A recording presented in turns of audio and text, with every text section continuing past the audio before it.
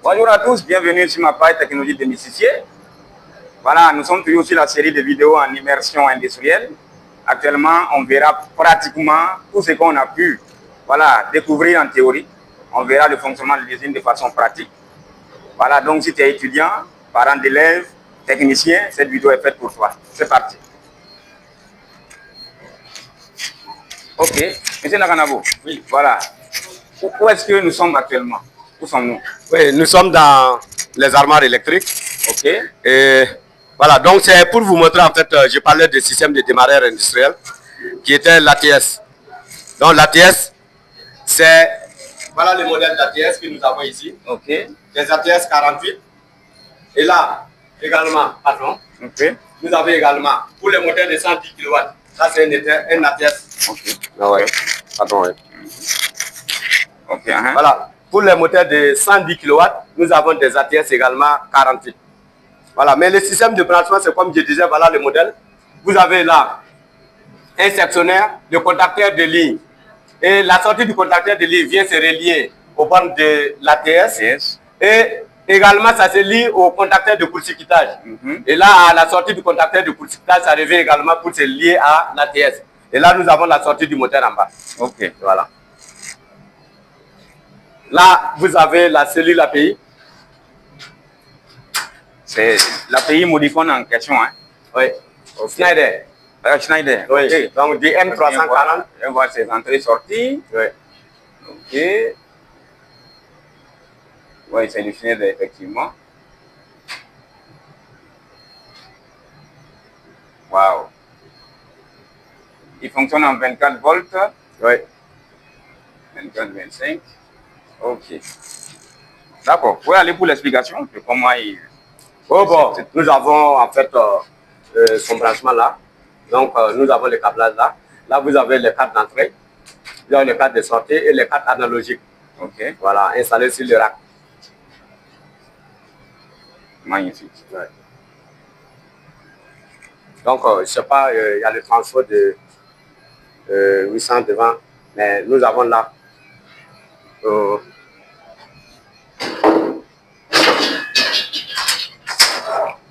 Ici, nous sommes en pleine haute tension. Oui. Voilà, la haute tension classe A. Oui.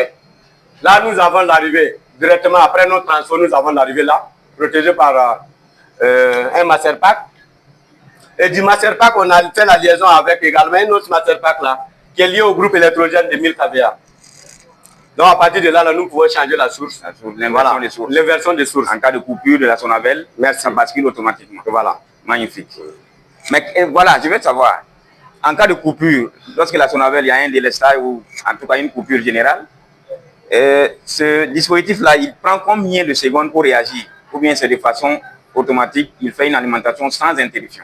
En réalité, nous ne l'avons pas branché automatiquement, comme c'est un groupe de 1000 kVA. Donc, nous avons permis à ce que le démarrage là soit manuel. Ah, ok. Voilà. Puisque nous avons un groupe de 170 kVA qui fait le relais automatiquement au bout de 5 secondes si on n'a pas de Sonabel. Okay. Mais pour le groupe de 1000 kVA, c'est manuel. Voilà. Ok. Waouh, je vois directement les compteurs de la Sonabel. Oui, non, ça, ce sont nos compteurs. Ah, vos propres compteurs même, pour oui, voir pour pouvoir, combien... Merci. Ah. Pour pouvoir calculer, en fait... voilà, la consommation énergétique mensuelle. Ouais. Et nous le faisons par jour. Par jour? Oui, par jour, pour pouvoir calculer combien de kilowattheures nous produisons à la tonne fille. Ok. Voilà. Maintenant, je ne sais pas si vous faites une compensation, parce qu'avec toutes ces machines que vous utilisez, oui. les charges inductives, je sais que automatiquement le facteur de puissance sera très mal, très mauvais. Ça sera assez bas. Maintenant, je ne sais pas si vous avez une batterie de condensateur ou bien, en tout cas, des systèmes de compensation automatique. Parce qu'il y en a qui font la compensation traditionnelle avec des batteries de condensateurs fixes. D'autres également font la compensation automatique avec voilà, des appareils qui compensent automatiquement à un niveau bien donné, soit à 0,9 ou à 0,85 ou 0,95. Ça dépend en fait de leurs besoins. Ok. Chez vous, comment vous faites la compensation? La compensation est automatique. Nous avons des batteries. Ok. Et la compensation est automatique. Je pense qu'avec ces élèves-là, ils ont pu changer pas mal de batteries. On a changé 4 batteries ensemble. Waouh. Donc, on a pu régler avec le VAR plus et la compensation est automatique. Et aujourd'hui, nous sommes autour de 0,93. Ah oui, c'est très bon. Ouais, très bon. Donc, il y a peu quand même de consommation en énergie réactive. Très peu. Donc, bon, on ne les a pas installés ici, comme il y a des risques souvent d'échauffement et d'éclatement. Voilà, nous avons préféré les mettre à hauteur. Ok, voilà. D'accord.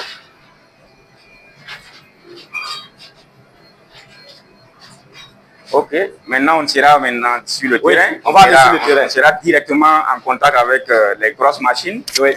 Voilà, les tambours, les scies, les vis sans fin et autres. Ok. C'est parti. On passe ça sur Facebook. Hein? Non. Ah, ok. Ok. Et voilà, où sommes-nous actuellement? Voilà, nous sommes ici sous l'aire d'aspiration. Ok. Donc à partir de là, il y a l'aspiration qui se fait. Ok. Pour envoyer le coton grain à l'intérieur de l'usine. Waouh.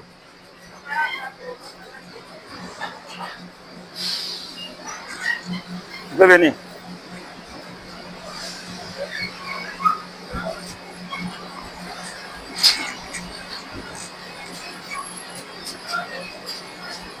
Ah, ok. Donc, ce sont les impuretés qui tombent par là. Merci. Oh. Ce sont les impuretés qui tombent par là. C'est le premier nettoyage du coton grain. Ok. Donc, tu vas voir les cailloux. Effectivement. Voilà, tout ça là vient du coton. Waouh. Oh, voilà. Si tout ça rendait dans la machine, c'était pas bon. Hein? Oui. Oh, ok.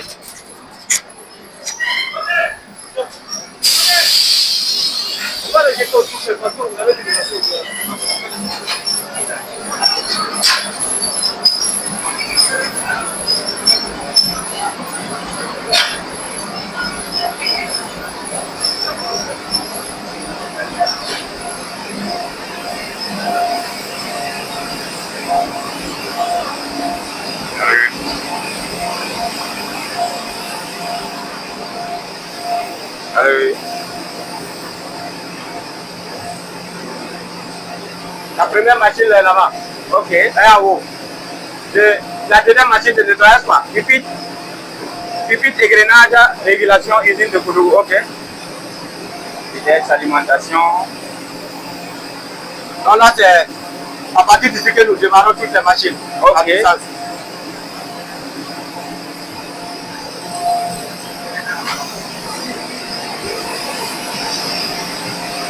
Donc, en haut, nous avons le protect de nettoyage du coton grain. Ok. Et là également, nous avons le nettoyage du coton grain. Et là, c'est l'égrenage. Ok. Voilà. Dans l'égrenage là.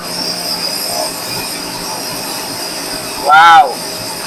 Là, vous avez la graine. Ok. Il va tomber. Ok. Tu remets? Oui.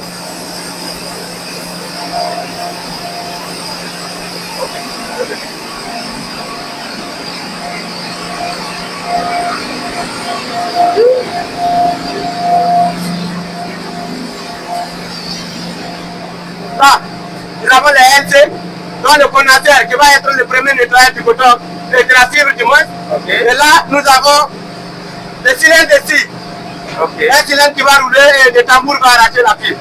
Ok. C'est magnifique.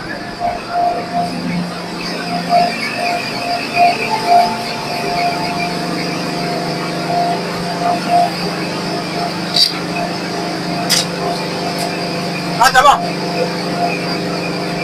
Là, vous avez la fibre. Il va sortir ici par aspiration. Ah, ok.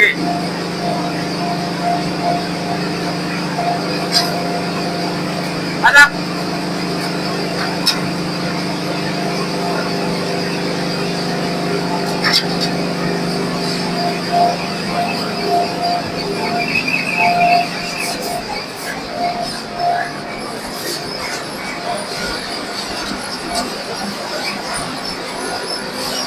Le moteur est en haut, est-ce qu'on va monter? Non. Ok. Donc, c'est le condensateur général par aspirateur également. On a le coton et la fibre qui vient pour être nettoyée avant de glisser vers les amers. Ok.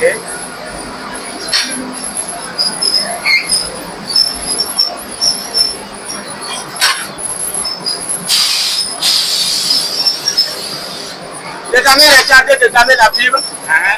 jusqu'à ce que le coffre soit rempli. Ok. Et nous avons un enfermé tracé qui permet en fait de détacher que le coffre est rempli. Voilà, environ 60% de l'étanchéité nominale du moteur. Donc le processus se termine ici. Ouais, mais à la fin. Ah, à la fin là-bas. Ok. Vous avez?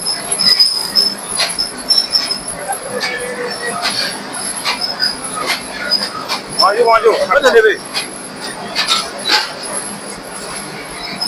Là, on a les pupitres. Voilà, donc, la permet tracé.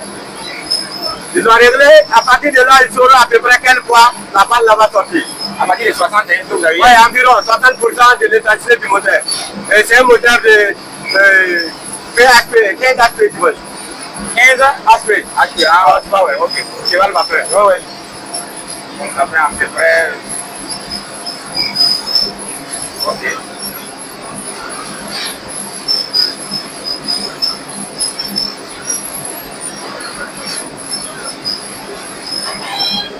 Là, ils vont faire la rotation parce que le coffre est supposé être rempli. Ok. La rotation. Voilà.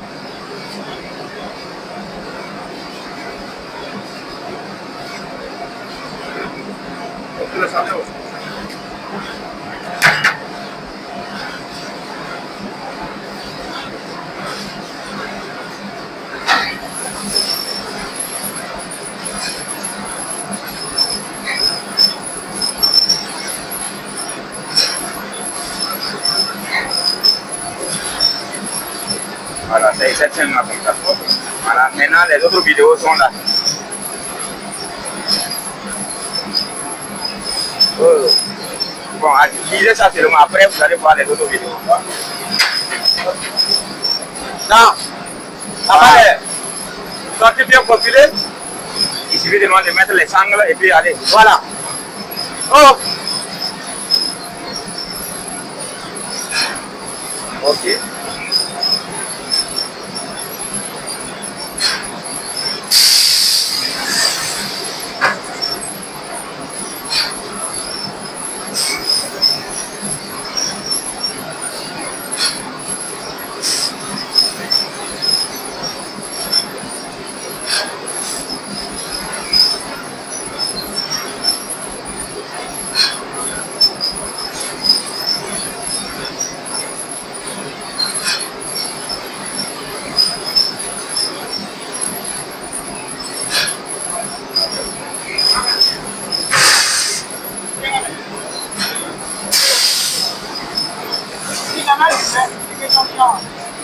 Ok.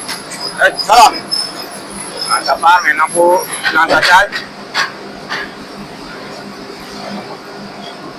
Donc, la prélever l'échantillon va servir de contrôler en fait la qualité de la fibre. Au niveau du service plasma. Ah, ok. Et là,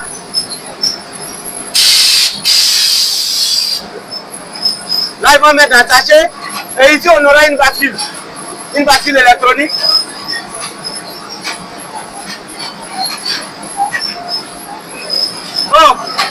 On va évacuer, il faut l'aider. Et là, vous avez l'argent, le poids là-bas. Voilà, avec un numéro. Ah, lui, il mentionne le poids ici. Voilà. Ok. Normalement, toutes les balles sont supposées être du même poids. Non. Ah non. Non, selon l'argent, si le coupe avant, ou bien si son réglage n'a pas atteint les 220, voilà, ça peut arriver. Maintenant, nous avons également la machine humidaire qui est chargée d'apporter plus d'humidité à la balle. Okay, et cette machine est en panne, je suis chargé d'aller dépanner ça. Ah, ok. Voilà, au finish. Voilà. Ok. Tu peux couper, non? Oui, bref, nous sommes en terme maintenant de la vidéo. Je vous remercie. Abonnez-vous à la page.